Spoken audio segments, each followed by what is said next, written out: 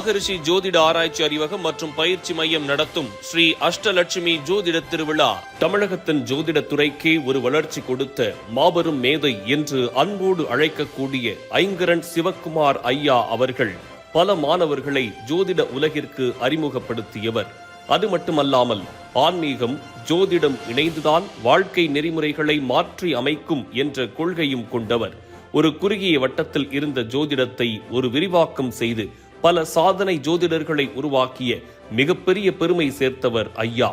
மறைபொருளே வெளிச்சத்தில் கொண்ட சூரியன் போன்று துன்பத்தில் இருக்கும் எண்ணத்தை சந்திரன் போல ஜொலிக்க செய்த ஐயா அவர்கள்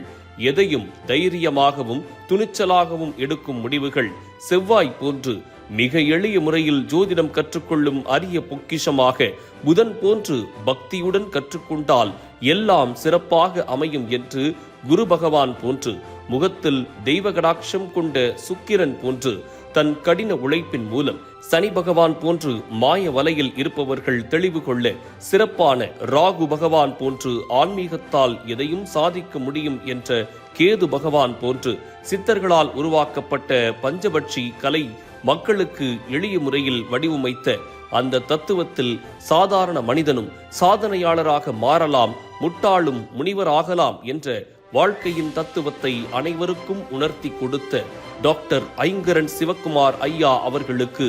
ஜோதிட பீஷ்மர் என்ற விருது மகரிஷி ஜோதிட ஆராய்ச்சி அறிவகத்தின் சார்பாக கொடுப்பதில் பெருமை கொள்கிறோம்.